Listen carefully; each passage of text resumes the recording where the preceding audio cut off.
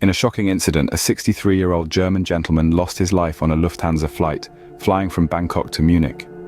He was reported to appear unwell, sweating profusely before the flight had even taken off.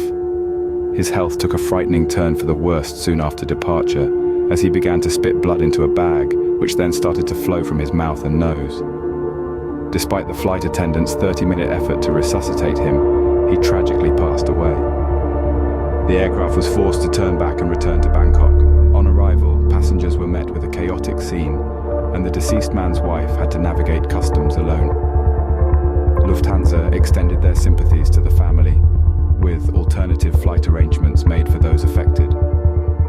Prayers for the family.